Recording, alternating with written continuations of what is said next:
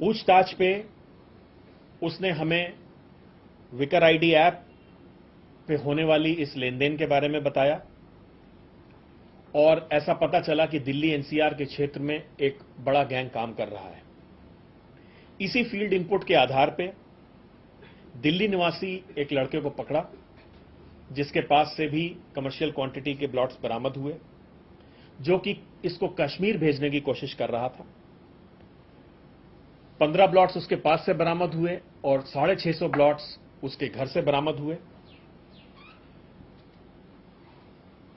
गहन पूछताछ में यह बात सामने आई कि एक लड़की भी इनकी गिरोह की सदस्य है। उसके काम करने को इन्होंने कबूल किया। स्वापक नियंत्रण ब्यूरो की टीम ने त्वरित कार्रवाई करते हुए लड़की को एनसीआर में उसके घर से दबोचा। उसकी दी हुई इंफॉर्मेशन के आधार पे जयपुर राजस्थान में एसआईटी के दौरान एक जो प्रमुख सप्लायर था उसको पकड़ा गया। उसके पास 9,000 से ज्यादा ब्लॉट्स बरामद हुए और 2.5 किलो गांजा और 4,65,000 की नकदी। ये जयपुर स्थित आदमी की अरेस्ट के बाद पता चला कि ये मास्टरमाइंड था और डार्क वेब विकर आईडीज पे लोगों को कमर्शियल क्वांटिटी में एलएसडी सप्लाई करता था और ऐसी ही सप्लाई बहुत सारी ट्रांजिट्स में है। तो ट्रांजिट में हुई एक सप्लाई जो पुणे जा रही थी, उसके लिए टीम रवाना की गई। डिजिटल फुटप्रिंट के आधार पे हम लोगों ने पिंपरी चिचवाड़ जाने वाली इंडिया पोस्ट की एक खेप को पकड़ा। पुणे के पोस्ट ऑफिस में रोका गया। वहां 5,000 से ज्यादा ब्लॉट्स उसमें बरामद हुए और अनुवर्ती कार्रवाई में नोएडा से 2 सिंडिकेट के सदस्यों और केरला से 1 सिंडिकेट के सदस्य को एलएसडी की वाणिज्यिक मात्रा के साथ गिरफ्तार किया गया। तो मुझे उम्मीद है इसमें आगे और उपलब्धियां भी आएंगी। अभी तक हुई कार्रवाई से मैंने आपको अवगत कराया और मुझे हर्ष है कि हमारी कैपेसिटी बिल्डिंग की जो प्रयास चल रहे हैं, चाहे वो डार्कनेट हो, चाहे सोशल मीडिया पेट्रोलिंग हो, चाहे अपने आदमियों को इन तकनीकियों से वाकिफ कराना, इनके परिणाम अब आने शुरू हुए हैं। लेकिन साथ ही साथ ये एक महत्वपूर्ण तथ्य है कि हमारे युवा साथी और स्टूडेंट्स इन सिंथेटिक ड्रग्स की चपेट में आ रहे हैं। तो आपके माध्यम से मैं उनसे यह भी अपील करना चाहूंगा कि इनसे होने वाले स्वास्थ्य के खतरों के प्रति, समाज के प्रति और देश के प्रति सचेत रहें। जीवन को कहें हां और नशे को ना। धन्यवाद। कीमत क्या होगी सर जो ये टोटल ड्रग्स बरामद हुआ है और हिंदुस्तान ये किस तरीके से पहुंचता है? कीमत हम लोग देखिए, ये हमारी ऑफिशियल पॉलिसी है। हम ऑफिशियली इसको कमेंट नहीं करते हैं, पर आप गूगल पे जाएंगे तो 3 से 5,000 7,000 पर ब्लॉट की कीमत बताई जाती है। और ये मुख्यतः पोलैंड और नीदरलैंड से आ रहा है। यूरोप में ये प्रोड्यूस होता है और धीरे धीरे इंडिया एक हब बन गया है कंज्यूमर का। तो एलएसडी काफी मात्रा में आ रहा है और मुझे उम्मीद है इस रिकवरी के बाद हम लोग वहां के अंतर्राष्ट्रीय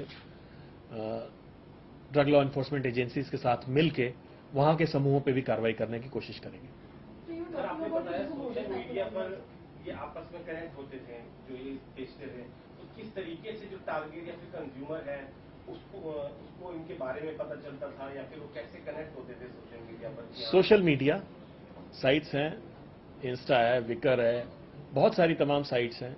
उस पर ग्रुप्स बना के ये लोग धीरे धीरे इंटरेस्ट करते हैं, फिर इंडिविजुअल चैट्स पे आ जाते हैं, फिर क्रिप्टो और एफपीआई के थ्रू पेमेंट होके कुरियर के थ्रू इनको डिलीवरी हो जाती है।